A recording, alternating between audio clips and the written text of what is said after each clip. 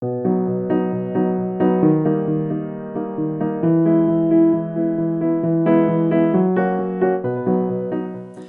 you ever been going through a time where you're struggling and someone walks up and says, "Hey, how are you doing?" And then you actually tell them, "How are you doing?" I had an experience like this several years ago back, I think when I was a freshman in college. My parents were divorcing, and I had a lot of other things going on in my life. I just was kind of a mess, at least inside. I don't know how much of that came out, but I certainly didn't talk about it. And then a friend of mine came up to me and asked kind of how I was doing. I was like, "Oh, well, this is how I'm actually doing." And the look on her face of just kind of surprise and shock was a little unexpected. I guess understandable, but it made me feel like, you know what, maybe I shouldn't be telling anyone what I'm really dealing with. I think often we can feel this way, where it feels like there's a lot going on in our life, or it's like, oh well, you know what, I should be fine, I'll be fine. There's not anything very serious going on here. We maybe minimize it, and it's just like we just don't really necessarily want to share with anyone. And I hope that when people feel this way, that they can come to their pastor or their church, and for you all, hopefully can come to me or to someone else at the church, to share what you're going through, to share your struggle. But a lot of times, people just don't feel like the pastor or the church can handle what's really going on in real life.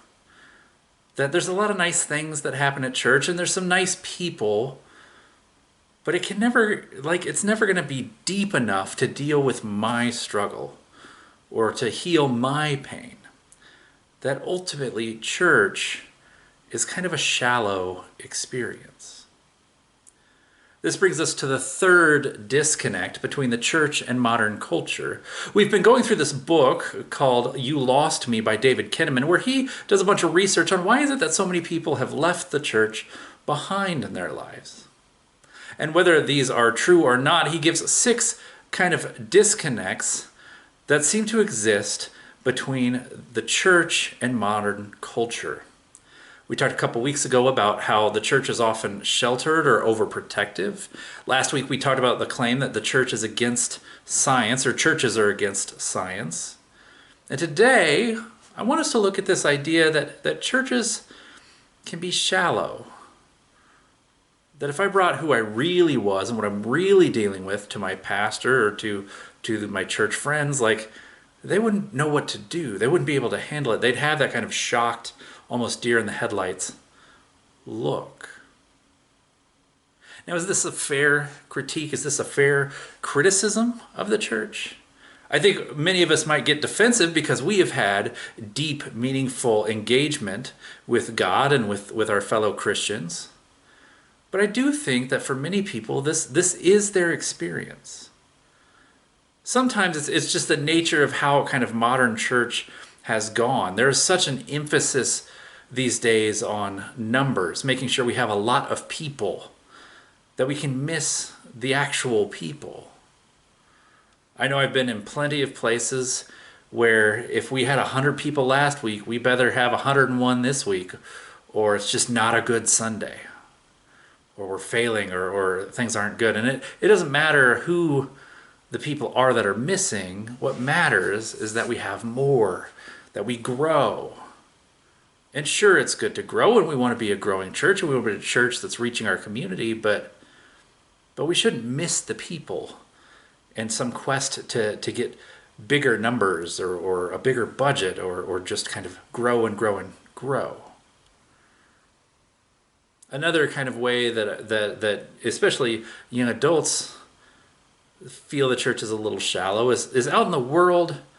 Especially kind of with current generations, many of our kids are pushed hard to excel both in school and athletics and all different areas. And then when they become adults, they'll end up taking on some serious responsibilities for many people, whether it be running a business or managing accounts at a particular firm, or from my time in DC, there were people who were running political campaigns and then would show up at church and they're like, "Yeah, well, why don't you just kind of sit on this committee over here?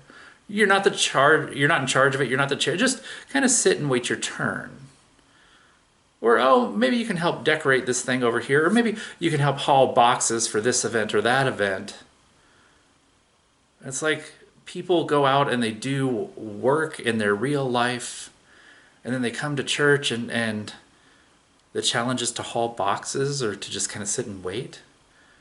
Never push to grow, never push to kind of deepen their faith, to follow Jesus with all that they are. And so I think that when we talk about this idea that our church is shallow, I think certainly plenty of people have had that experience. And I think we even see an example of this kind of shallowness in the scriptures in our story today in John chapter 4. It's the story of the woman at the well, and the disciples, Jesus' followers, are kind of shallow. The story starts off that Jesus and his disciples are moving from Judea back up to Galilee where they're from, and to do that they have to pass through Samaria. Now, if you know your history, you know that when the Hebrew people became a kingdom, that they were originally one kingdom under King Saul and then King David, but that shortly after that, it split through this civil war into a northern kingdom called Israel and a southern kingdom called Judah. And so at this point, several hundred years later, Samaria was that region where the northern kingdom was originally, and then Judea, or the Jews, is where that southern kingdom was, centered around Jerusalem. And so as they were going through Samaria, the Samaritans, thinking that they are the rightful people of God and that the Jews were lesser, there was a lot of animosity between Jews and Samaritans. Jesus, being tired, sits down at this well, and the disciples go off to find bread. This woman comes out to draw water, and Jesus engages her in conversation. Give me a drink of water. She's like, why are you talking to me? I'm a Samaritan, you're a Jew. What are you doing? This is not how we do this. And Jesus started talking about living water, this deeper spiritual conversation, and the woman didn't quite understand what he was getting at. So Jesus is like, well, go fetch your husband. And she's like, I don't have a husband. He's like, I know, you've had several husbands, and the man you're with right now isn't your husband. You haven't married him. And she's shocked. She's like, how do you know all my business? Clearly you must be a prophet. And so she looks at Jesus and says, you must be a prophet. You know these things about me. You've come and sat and talked with me.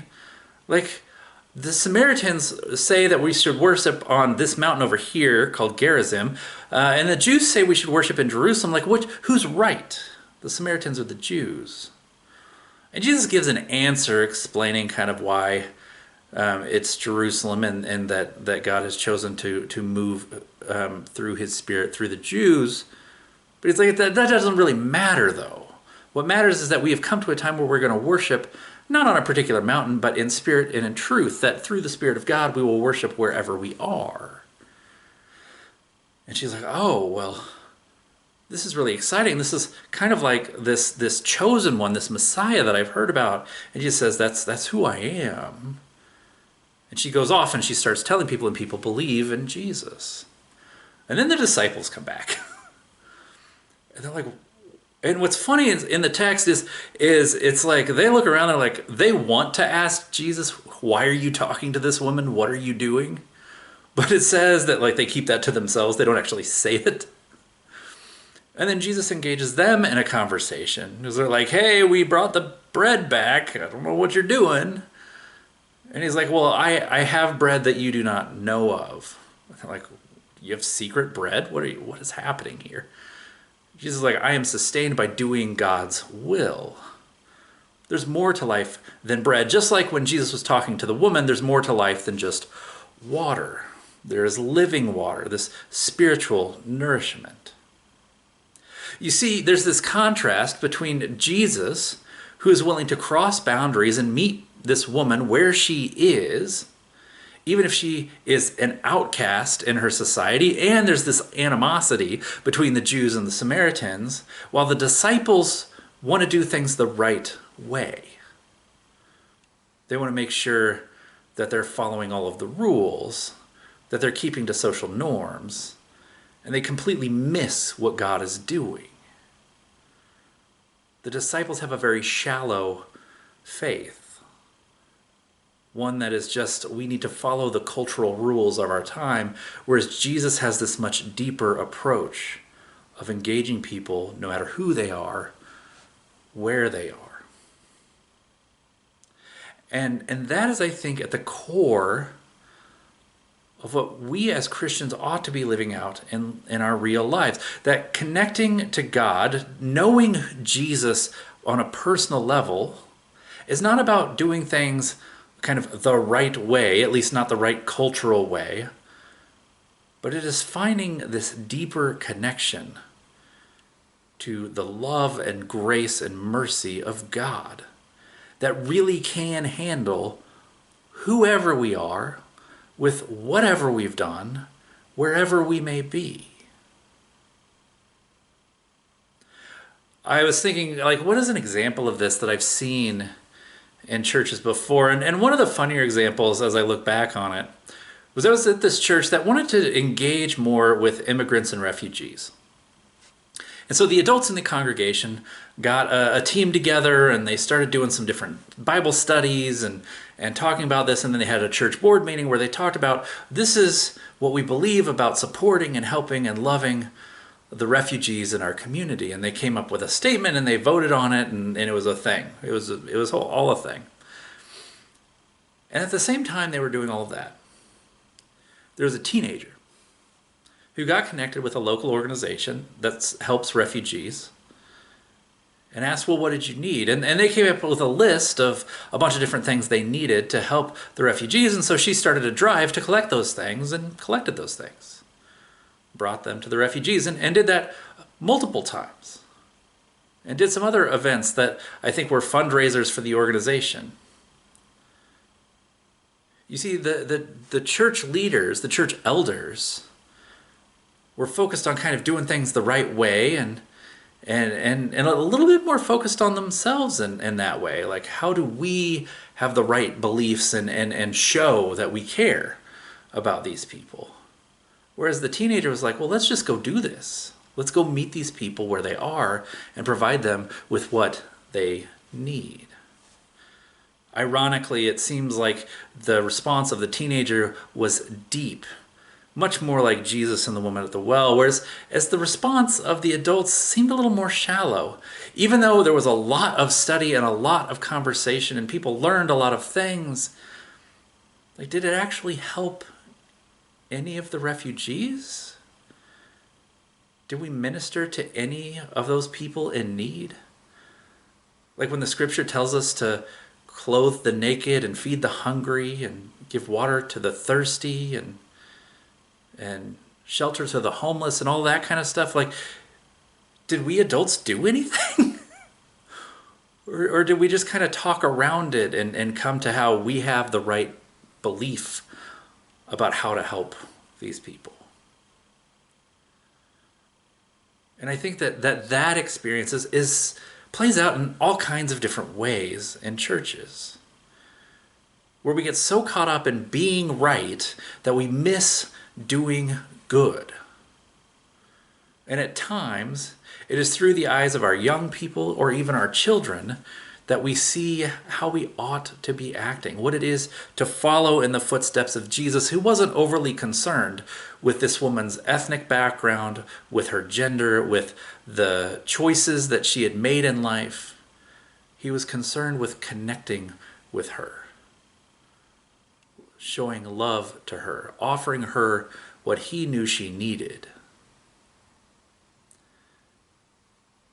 And so that's the challenge, I think, as a church for us, is when we engage with people, when we meet people, when we listen to people, are we focused on doing everything right, on getting everything right, on making sure everybody believes the right thing and says the right thing, and everybody is on the same page as far as how we're supposed to go about everything? Or do we just try to meet people where they are?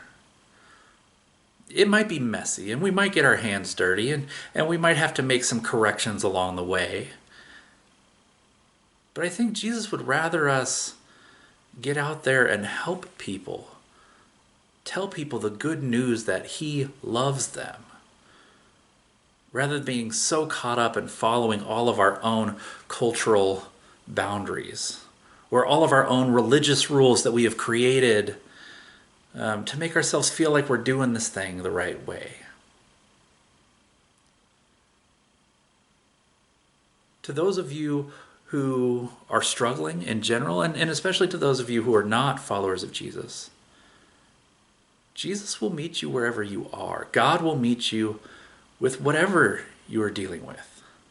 That if you feel like your struggle, your pain is too much, that there's no way that we can understand or that God could be compassionate to you given what you've done or what you're going through or what has happened to you, I want to say that that's not true. That the love of God is wider and deeper and bigger than anything we could hope or imagine. And that nothing in the world can separate us from that love. And so wherever you are today, whatever you're dealing with, whatever struggle you have, God's love is deep enough for you. And I hope that your experience is that when you come to church, especially our church, that you experience that deep acceptance and love. That whatever your mistakes you may have made in the past, that grace is available to you and that God will help you get back on the path of becoming who he created you to be.